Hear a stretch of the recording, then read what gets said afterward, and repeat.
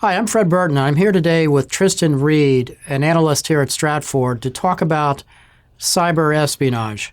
It looks like the White House is getting ready to announce sanctions against various Chinese entities. What's your take on that?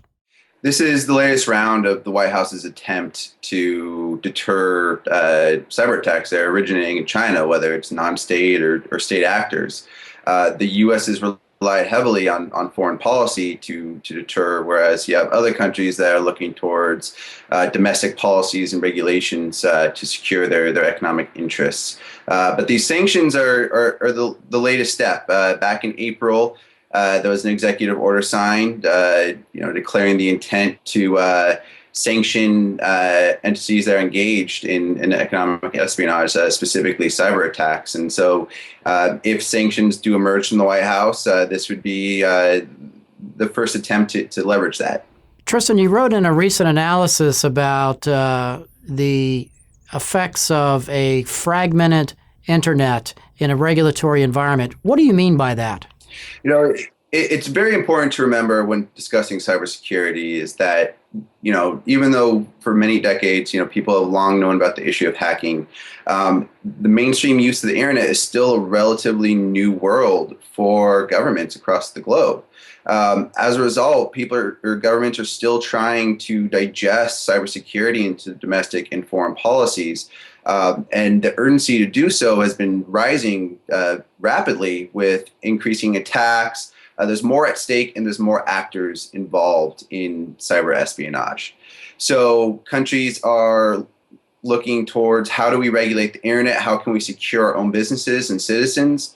And there's varying ways that countries have gone about doing that. And in effect, it's created a more fragmented landscape where conducting business via the internet will vary in terms of compliance and regulations. Who do you think the principal actors are involved when you start assessing cyber espionage?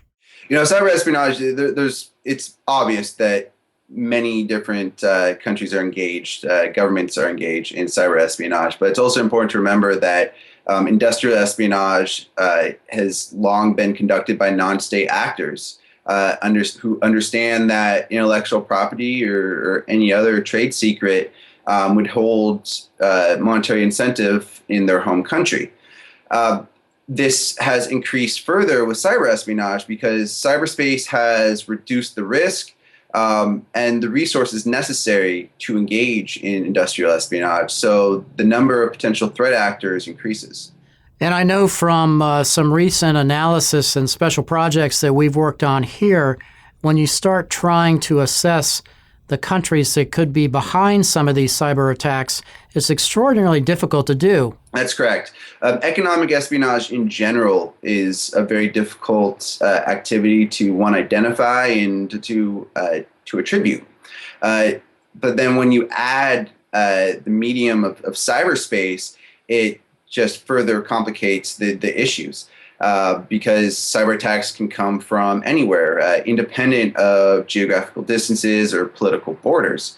It also allows a lone actor to conduct prolific attacks globally.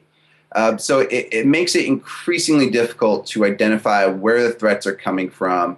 And also, a company may not even be aware when they've been compromised and their intellectual property is being siphoned via a cyber attack. If you had to list what you think are the top 5 offenders from a nation-state perspective, who would be on your list? The most actively engaged in cyber espionage is likely going to be China, Russia, the United States. Also, there's Israel and other East Asian countries like South Korea that are heavily engaged in cyber espionage. What about North Korea? North Korea as well. In fact, North Korea is an interesting case because it highlights the imbalance in cyber warfare, the asymmetric nature. You have a country that is relatively disconnected from the internet. Their presence on the internet is at least negligible, but yet they retain offensive capabilities. The U.S. government blaming North Korea for the hack against Sony Pictures Entertainment highlights this capability.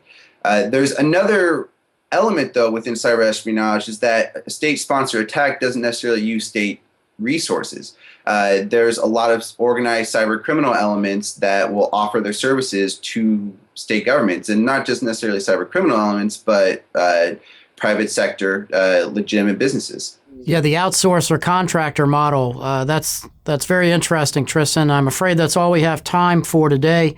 But for those of you who are interested in more information pertaining to this topic, please visit us at www.stratfor.com.